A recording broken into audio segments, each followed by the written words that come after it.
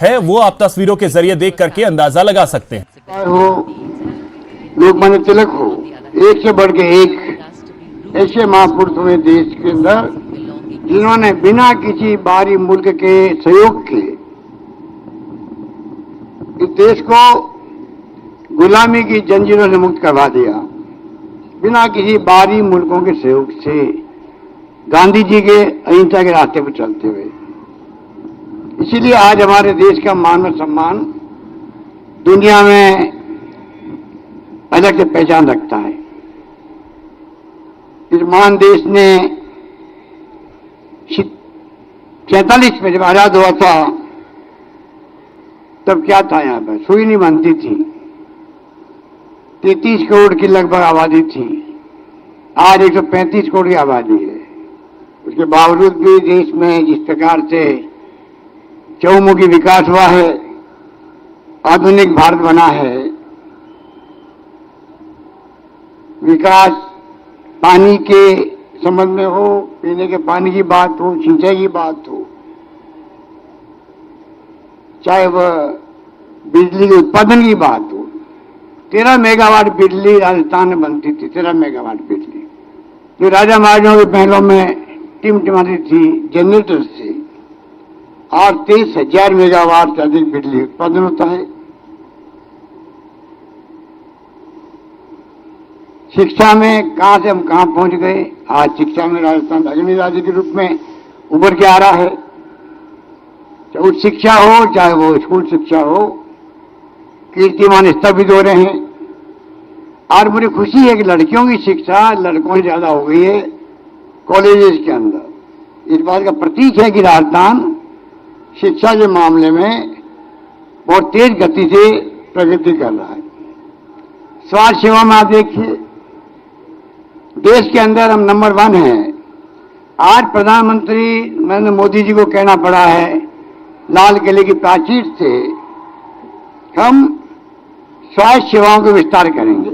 मैं उम्मीद करता हूं कि जो मॉडल राजस्थान का अपनाया गया है चिरंजीव योजना का, जिसमें आईपीडी ओपीडी तो फ्री है, प्राइवेट में भी और सरकारी अस्पताल के अंदर भी, CT scan free, MRI free, dialysis free, दवाएं free, kidney transplant free, liver transplant free, कोई ऑर्गन ट्रांसप्लांट फ्री। कहने का तात्पर्य तमाम तरह की इलाज जो है वो निःशुल्क देने वाला, यूनिवर्सल हेल्थ कवरेज देने वाला पूरे प्रदेशवासियों को, सभी वर्गों को, चाहे गरीब हो या अमीर हो, उन सबको 1,35,00,000 परिवारों को देने वाला राजस्थान पहला राज्य देश में बना है। मैं उम्मीद करता हूं प्रधानमंत्री जी इस बात को समझेंगे और जो राजस्थान का मॉडल है वो सोशल सिक्योरिटी के आधार पर पूरे मुल्क में लागू करेंगे।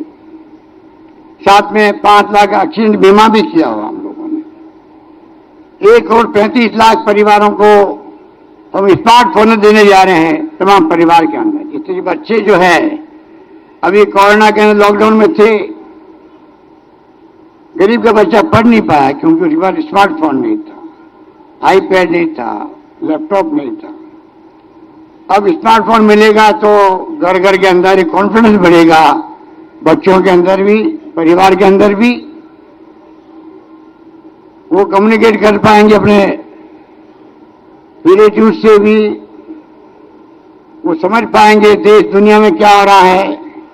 गूगल के माध्यम से एक क्रांति आएगी। शिक्षा के क्षेत्रों में इंग्लिश से स्कूल खोलने का प्रारंभ किया। अंग्रेजी स्कूल खोलने का एक अभिनव प्रयोग राजस्थान हुआ है।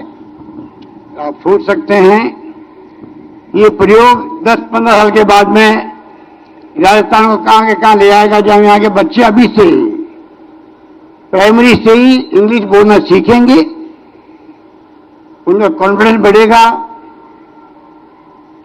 तो आने वाले वक्त के अंदर जो आज जमाना बदल गया है, 21st सेंचुरी की जो बात की थी राजीव गांधी जी ने जब वो प्रधानमंत्री थे, आईटी क्रांति की बात की थी, कंप्यूटर की बात की थी, इंटरनेट की बात की थी।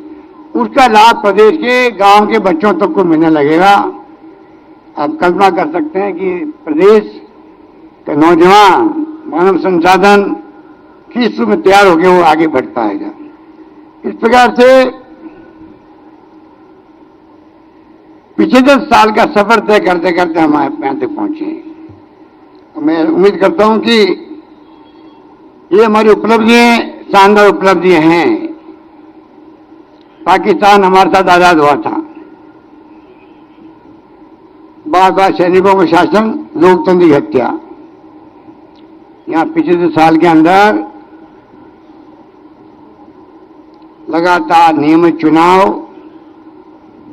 सरकारें बदलती रहती है, लोकतंत्र मजबूत होता रहता है, दुनिया लोहा मानती है। पाकिस्तान बना धर्म के नाम पे बना, मुस्लिम धर्म के नाम पे बना। आप देखिएगा, धर्म के नाम पर जो मुल्क बनाने की बातें करते हैं, उनको मैं कहना चाहूंगा, पाकिस्तान का उदाहरण आपके सामने है।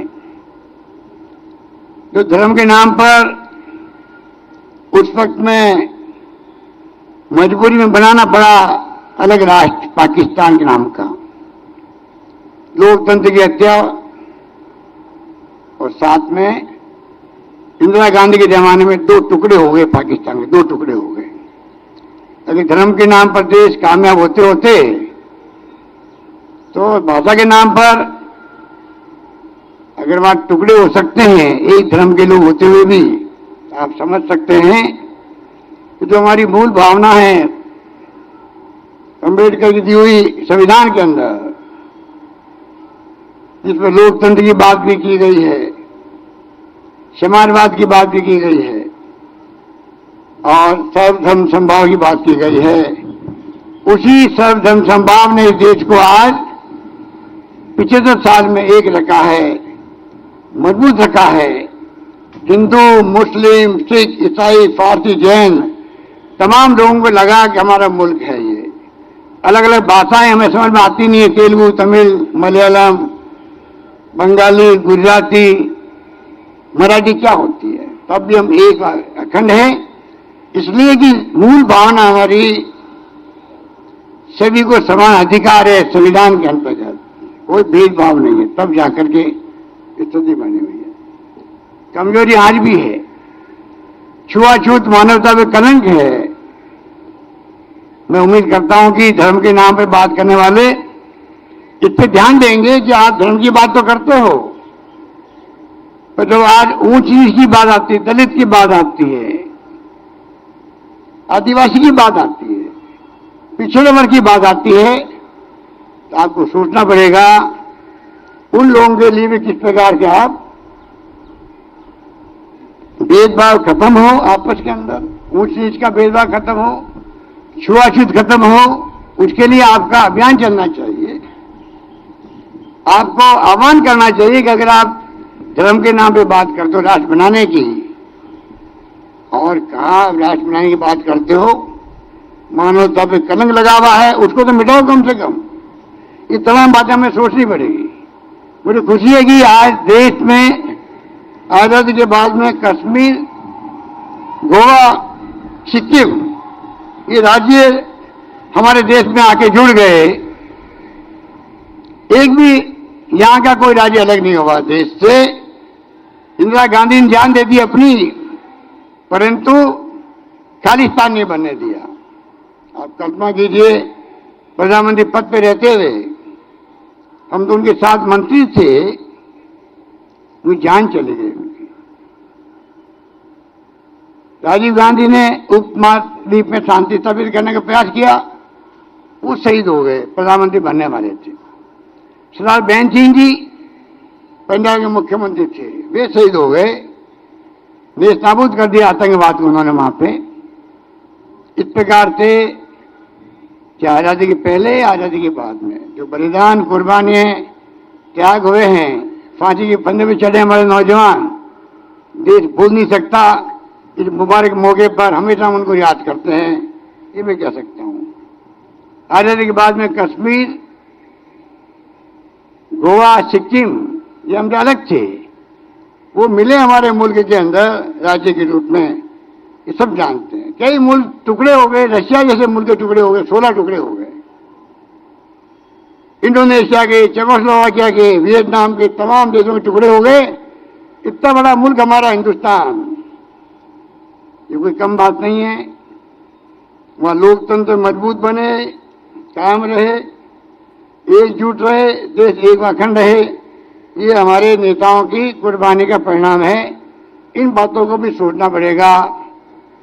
लंबा सफर तय करते करते जो सफर में यात्री हैं, जो उनकी भूमिका थी आजादी करवाने के अंदर और आजादी को अक्षुण्ण रखने के अंदर, देश को एक अखंड रखने के अंदर, उनको भी आपको याद करना पड़ेगा इस अमृत महोत्सव पर। पंडित जवाहरलाल नेहरू ने, आपको मालूम है कि 31 दिसंबर 1929 के अंदर रावी के तट पर लाहौर के अंदर जब पूर्ण स्वराज्य की बात की गई, पहली बार तिरंगे झंडे को खुद ने फहराया था। और पंडित नेहरू ने कहा उस वक्त में, आज ये झंडा फहरा दिया गया, तिरंगा, जान चली जाए परवाह मत करना, पर कभी झुकने मत देना इसको। आज मुझे खुशी है, गर्व है कि पिछले साल में झंडा झुका नहीं है, मजबूत के साथ में खड़ा है देशवासियों के हाथ के अंदर। पूरा देश और घरों के अंदर आज झंडा मजबूती के साथ लहरा रहा है। इस बात का गर्व हम सबको होना चाहिए। मुझे खुशी है कि आज मैं 14वीं बार मैंने झंडा फहराया यहाँ पर, 14वीं बार। ये मेरे लिए गर्व की बात है कि राजस्थान की जनता ने जो प्यार, जो स्नेह, जो आशीर्वाद मुझे दिया है, उसके कारण से 14 बार झंडा फहराना मेरे लिए बहुत गर्व की बात है। प्रथम सेवक के रूप में मैंने भी संकल्प भी रखा है, जिंदगी के अंदर अंतिम सांस तक इस प्रदेश की मैं जिस प्रकार सेवा कर सकूं, गरीब को गणेश मान करके। गांधी जी ने जो कहा था, अगर सरकार बन जाए तो अंतिम व्यक्ति में, जो अंतिम पंक्ति में खड़ा व्यक्ति, गरीब आदमी, उसके आंसू पहुंचना आपको। वो काम मैं बखूबी कर रहा हूं और इसीलिए एक के बाद एक बजट पेश मैंने जो किए हैं, किसान को, दलित को, पिछड़ों को, गरीब को, चाहे गरीब किसी कौम का हो, किसी जाति का हो, उनके लिए मैंने समर्पित किया। ये मेरे लिए गर्व की बात है। इसलिए मैं कहना चाहूंगा कि आज जिस प्रकार से हम लोग आगे बढ़ रहे हैं, देश आगे बढ़ रहा है, और मैं चाहूंगा कि देश में तनाव नहीं रहे, सभी जाति, सभी धर्म के बीच में प्यार मोहब्बत का माहौल रहे। एक कहावत है, घर में भी अगर झगड़े होते हैं वो परिवार ऊपर नहीं उठ सकता। गांव में अगर झगड़े होते हैं वो गांव में विकास ठप हो जाता है। ये बात लागू होती है प्रदेश के लिए, देश के लिए। हम लोग चाहेंगे कि लोकतंत्र के अंदर जो मूल भावना है टॉलरेंस की, उसको भी सरकार अपनाए, चाहे केंद्र की हो चाहे राज्य की हो। मुझे संत कबीर का वो कथन याद आता है, निंदक नीरे राखिए आंगन कुटी क्षमाए। विपक्ष भले ही निंदा करे, आलोचना करे, लेकिन उनके सुझावों को शामिल करने पर गवर्नेंस में सुधार किया जा सकता है। विपक्ष को दुश्मन मान लेना लोकतांत्रिक परंपरा नहीं रही है। मुझे उम्मीद है कि इसी भावना के साथ में पूरे देश में हम लोग सब मिलकर के, हमको दुश्मन नहीं है आपस के अंदर, विचारधारा के आधार पर सरकारें बनती है, सरकारें चलती है और हम लोग उसको निभाते हैं। मैं उम्मीद करता हूं कि उसी परंपरा को आगे बढ़ाएंगे हम लोग। कोई गलती कर रहा होगा तो वो सुधार करेगा उसके अंदर, देश हित के अंदर। एक बात मैं नौजवानों से कहना चाहूंगा, युवा देश की शक्ति है। हमारे देश में 65% आबादी जो है युवाओं की है, और किसी भी देश की तकदीर बदलने के लिए युवाओं की भूमिका, छात्रों की भूमिका बहुत बड़ी है। इतिहास गवाह है दुनिया के मुल्कों के अंदर भी। ये हम सब राजनेताओं की जिम्मेदारी है कि समाज के युवाओं को सही राह दिखाएं, युवा शक्ति का दायित्व है वो देश के भविष्य के लिए स्वयं को संयमित रखते हुए अपनी ऊर्जा को देश को खुशहाल बनाने में लगाएं। लेकिन आजकल ये देखने में आया कि देश की युवा शक्ति का लक्ष्य थोड़ा अलग हो गया है। मैं सोशल मीडिया देखता हूं, वहां का माहौल अलग ही हो गया है। कई युवाओं में उन्माद बढ़ता जा रहा है जो नहीं होना चाहिए, ना उनके खुद के इंटरेस्ट में है और ना देश के इंटरेस्ट के अंदर है। युवा आपस में द्वेष रख रहे हैं, जाति धर्म के नाम पर बंट रहे हैं, आपसी सद्भाव खत्म हो रहा है, उनसे दूर रहना चाहिए, देश हित में है। मैं समझता हूं कि युवाओं के ऊपर बहुत बड़ी जिम्मेदारी है। युवाओं का बड़ा वर्ग नशाखोरी में भी शिकार हो रहा है, ये बहुत चिंताजनक स्थिति है। कॉलेजेस के अंदर, विश्वविद्यालयों के अंदर, प्रांगण में जो सुनते हैं हम लोग, तकलीफ होती है, ये बुराई है, इसको दूर करना चाहिए। खाली सरकार इसको दूर नहीं कर सकती है, युवाओं खुद को आगे आना पड़ेगा। यदि कोई युवा क्षमतावान है और उसकी क्षमता का पूरा उपयोग देश सेवा में नहीं कर सके वो, तो ये अच्छा संकेत नहीं है। इसलिए मुझे याद आता है डॉक्टर APJ अब्दुल कलाम साहब ने कहा था युवाओं को सपने देखने चाहिए। सपने देखे युवा, सपने में वो सपने देखे जो देश हित में हो, मानवता के हित में हो, राष्ट्र के हित में हो और खुद के हित में हो। उनको पूरा करने के लिए मन के अंदर संकल्प लें, ये उनकी भावना होनी चाहिए। सरकार काम काज करने में कमी नहीं रख रही है। आप देख रहे हमारे सामने करप्शन भी एक चुनौती होती है, और मुझे कहते खुशी है कि जिस तरह से हमारी सरकार ने प्रदेश में भ्रष्टाचार पर वार कर रही है, उससे जनता भी खुश है। राजस्थान में करप्ट लोगों की नींद उड़ी हुई है अभी, ये मैं आपको दावे के साथ कह सकता हूं। जनता का पूरा सहयोग हमें मिल रहा है इस काम के लिए, इस बात की मुझे प्रसन्नता है। आज आप देखिए खुशनुमा माहौल है। 15 अगस्त में मैंने देखा है बारिश होती है, पर जब प्रोग्राम होता है तो मानसून रुक जाता थोड़ी देर के लिए, ये भी सुकून की बात है। अभी आप सांस्कृतिक कार्यक्रम देखेंगे और आप उसके बाद देखेंगे वापस बरसात शुरू हो जाएगी। ये भी मैं कह सकता हूं कि इस बार मानसून अच्छा है राजस्थान के अंदर। एक खुशनुमा माहौल है पूरे प्रदेश के अंदर। वो खुशनुमा माहौल समाज में भी है, लोगों के दिलों में भी है। मैं प्रार्थना करता हूं उन सबसे, इस खुशनुमा माहौल को आप दिलों में उतार लें और जाति धर्म कोई भेदभाव छोड़ करके एकजुट रहें। पूरे प्रदेशवासी प्रदेश के विकास में भागीदार निभाएं। इस प्रकार का भाव आप सब में होना चाहिए। हमने कोई कमी नहीं रखी है। हमने सपने बड़े बड़े मैंने देखे हैं। मैंने सपना देखा रिफाइनरी का तेल निकल गया राजस्थान के अंदर, बाड़मेर में। आज तेल निकलना बड़ी बात थी, रिफाइनरी बने वहां पर। ये सपना देखा, सरकार बदल गई, वो सपना टूटता हुआ नजर आया। हमने संघर्ष किया, आखिर में हमारी जीत हुई और रिफाइनरी वहां पर बन रही है। वहां पर आधा काम हो गया। इस बात की मुझे बहुत प्रसन्नता है। ये भी एक सपना ERCP कैनाल का 13 जिलों में, जिसमें जयपुर भी आता है, जिसमें दौसा भी आता है, माधोपुर भी आता है, करौली भी आता है, धौलपुर भी आता है, भरतपुर भी आता है, अलवर भी आता है, अजमेर भी आता है, टोंक भी आता है, बूंदी भी आता है, झालावाड़ भी आता है, बारा भी आता है, कोटा भी आता है। सब जगह पीने के पानी और सिंचाई की सुविधा बढ़े किसान के लिए। भारत सरकार से हम संपर्क में हैं। हम चाहते हैं इसको राष्ट्रीय परियोजना घोषित करें। जैसे प्रधानमंत्री जी ने कहा था जयपुर में अजमेर के अंदर चुनाव के पहले, वादा पूरा करे, ये हमने उनसे आग्रह किया है। मुझे उम्मीद है कभी न कभी वो वादा पूरा करेंगे और ये राष्ट्रीय परियोजना घोषित होगी। समय पर 13 जिलों को बहुत बड़ा लाभ मिलेगा, किसानों को भी और जनता को भी। ये मैं विश्वास करके चलता हूं।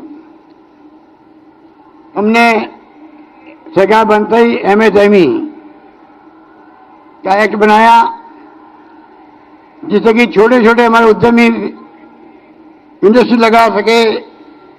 मुझे खुशी है कि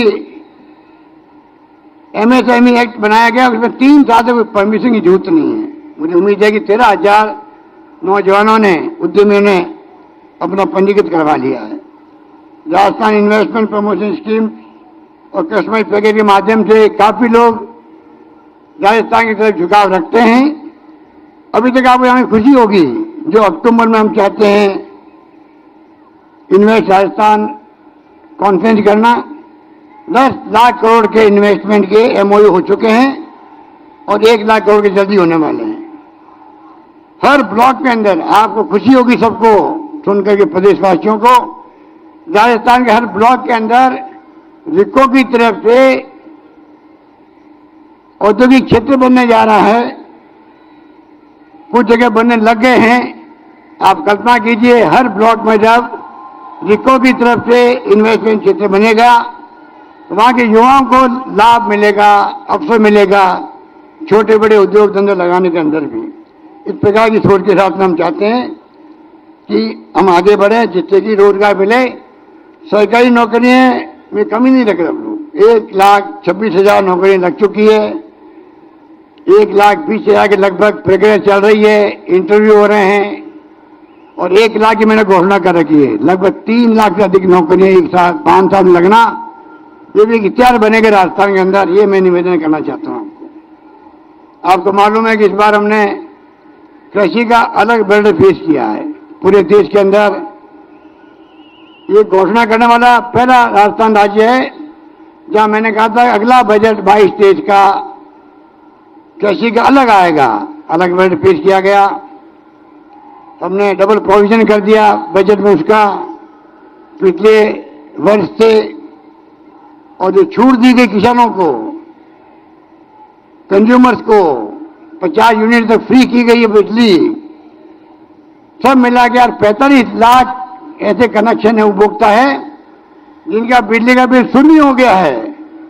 आप सोच सकते हो वो जो किसान है, गरीब है, कोरोना की मार झेल चुका है, उनको कितनी खुशी हुई होगी, उसकी आप कल्पना कर सकते हो। कोरोना की बात है तो मैं कह सकता हूं आपको, मैं प्रदेशवासियों को बार बार मुबारकबाद देता हूं। कोरोना विश्वव्यापी महामारी, लोग चिंतित हो गए थे कोई की जान बचेगी, किसी नहीं बचेगी, किसी को नहीं मालूम। उस वक्त में हमने कहा कोई भूखा नहीं सोएगा राजस्थान के अंदर। दवाएं फ्री करी, इलाज फ्री किया राजस्थान के अंदर, ऑक्सीजन की व्यवस्था करी। पूरे देश में कितने लोग मरे ऑक्सीजन की कमी से, तो राजस्थान में हमने ऑक्सीजन की कमी से किसी को नहीं मरने दिया। शानदार प्रबंधन रहा। पूरे देश में नहीं, दुनिया के अंदर भीलवाड़ा मॉडल का नाम हो गया।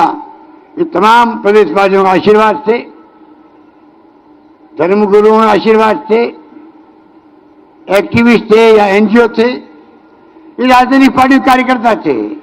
हमने कोई राजनीति नहीं करी, तमाम पॉलिटिकल पार्टियों को बुलाया, बातचीत करी, सबको साथ लिया, हम लोग कामयाब रहे। अब भी गायों का जो बीमारी आई हुई है, लगे हुए हम लोग गाय माता का जो महामारी फैली है रोकने के लिए। कल भी मीटिंग की थी, आज भी 2 बजे मीटिंग फिर कर रहे हैं हम लोग। पूरे प्रदेश के वार्ड पंचों को जोड़ रहे हैं हम लोग, सरपंच को जोड़ रहे हैं हम लोग, पार्षदों में जोड़ रहे हैं। प्रयास करेंगे किस प्रकार से लंपी स्किन डिजीज जो है वो खतरनाक डिजीज है, आगे फैले नहीं और गौ माता बच जाए, ये हमारा प्रयास है। इसलिए मैं कहना चाहूंगा किसानों को हम लोग ब्याज रहित 20,20,000 करोड़ का हम लोग लोन देते हैं, कमी नहीं आएगी। 1,000 रुपये प्रति किसान दे रहे हैं हम लोग, उसका बड़ा लाभ मिला है। और तो और 22/2/22 को बजट पेश किया, मैं 23 फरवरी को, और एक दिन पहले तक के जो अप्लाई किए हुए थे किसान कनेक्शन के लिए, कुओं के लिए 3 लाख से अधिक, उन तमाम लोगों 3,34,000 वो बिजली कनेक्शन देने का हमने असेंबली में घोषणा की थी। वो काम चालू है, मैं उम्मीद करता हूं वो भी काम हम लोग पूरा करके दिखाएंगे। इंफ्रास्ट्रक्चर मजबूत कर रहे हैं राजस्थान के अंदर हेल्थ का। चीनी की योजना के अलावा भी 30 जिलों में, 33 में 30 जिलों में मेडिकल कॉलेज खोले राजस्थान के अंदर, पीएचसी सीएचसी सब सेंटर का जाल बिछा दिया है। इस प्रकार से पूरे प्रदेश के अंदर चाहे सड़कों की बात हो, जाल बिछा रहे हैं 20,000 करोड़ रुपए खर्च करके। नेशनल हाईवे के अलावा स्टेट हाईवेज हो, डिस्ट्रिक्ट मेजर रोड हो, गांव की रोड हो, रिपेयर का काम वो सब हो रहा है। इस प्रकार से मैं समझता हूं कि मैंने कहा कॉलेज खोली हमने 75 साल में 240 कॉलेज खोली थी और हमने 3 साल में 210 कॉलेज खोल दी है। उसमें 94 कॉलेज तो लड़कियों की खोल दी है और ये कह दिया है जहां 500 गर्ल्स मिलेगी स्कूल में वहां कॉलेज खोल दी जाएगी। इस प्रकार से हमने इस काम को भी हाथ में लिया है। बाकी आप समझ सकते हैं कि शिक्षा में, स्वास्थ्य में, सामाजिक सुरक्षा में मुख्य ध्येय लेके चल रहे हम लोग। उम्मीद करते हैं कि राजस्थान अब वो राजस्थान नहीं रहा पहले वाला, खाली आकाश उड़े पढ़ते रहते थे। जब से यूपीए गवर्नमेंट ने, मनमोहन सिंह जी ने और सोनिया गांधी जी ने जब से नरेगा लागू किया है देश के अंदर कानून बना करके, आरटीई राइट टू एजुकेशन, गरीबों के लिए फ्री एजुकेशन प्राइवेट स्कूल के अंदर लागू की है।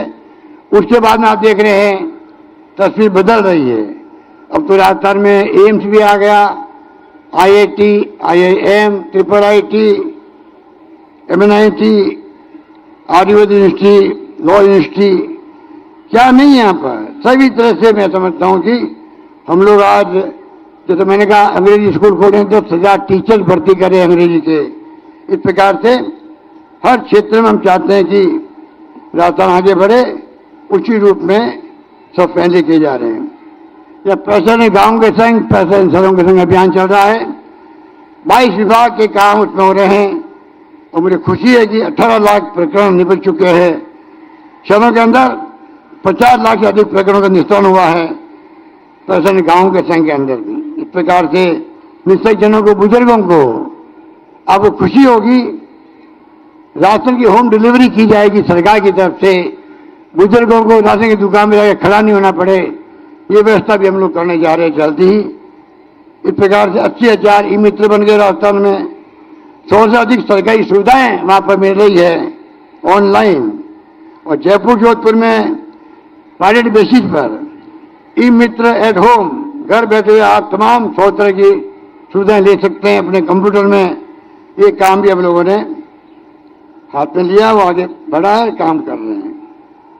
सामाजिक सुरक्षा मेरा मुख्य ध्येय है।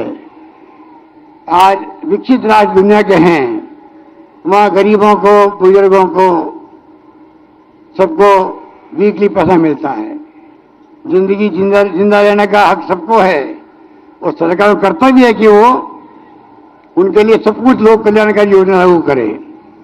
अभी थोड़े दिन से चल पड़ा रेवड़ी कल्चर, मैं उसको रेवड़ी कल्चर नहीं मानता हूं। ये तमाम लोक कल्याणकारी योजनाएं जो गरीबों के लिए है, बुजुर्गों के लिए है, विधवाओं के लिए है, निश्चितजनों के लिए है।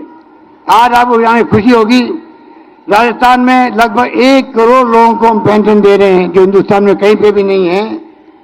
पेंशन नहीं मिल रही सामाजिक सुरक्षा के दृष्टिकोण से।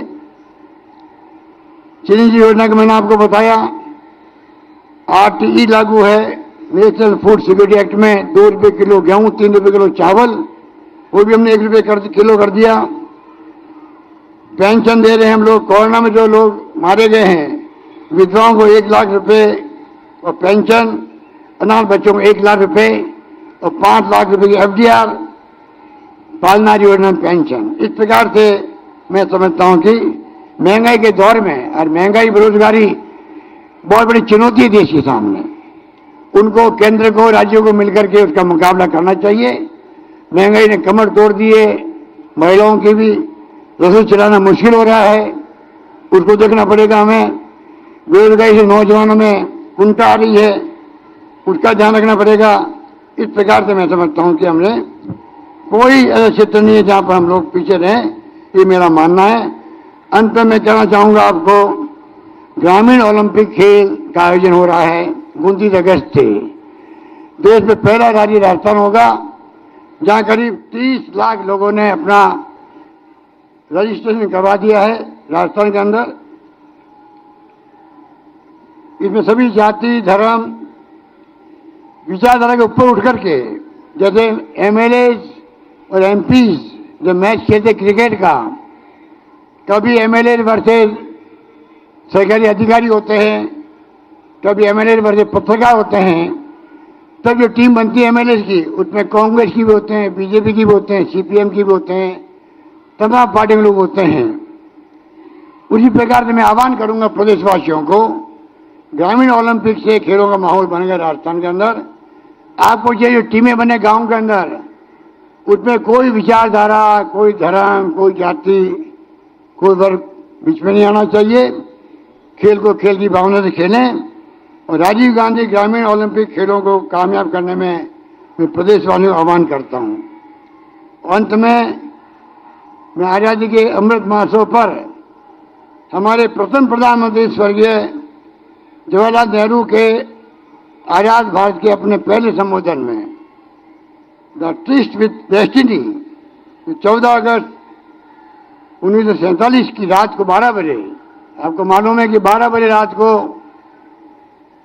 जब देश आजाद हुआ 15 अगस्त को, रात को 12 बजे नेहरू जी ने कहा था कि आज दुनिया सो रही होगी और हिंदुस्तान जाग रहा है 12 बजे के बाद में। वो भाषण जो दिया था उसका एक अंश पढ़ के मैं अपनी बात समाप्त करता हूं। ये भविष्य आराम करने और दम देने के लिए नहीं है, बल्कि निरंतर प्रयत्न करने के लिए है।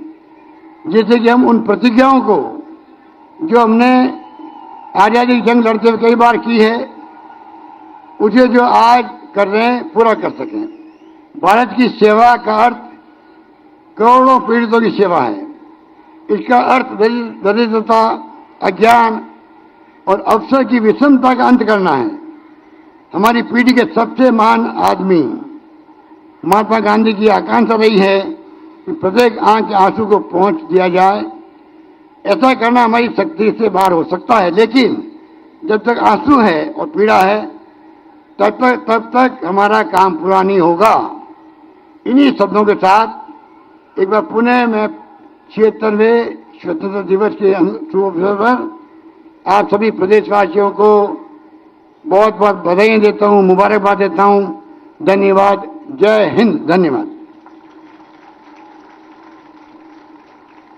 कोटि कोटि आभार माननीय मुख्यमंत्री महोदय, आपके नेतृत्व में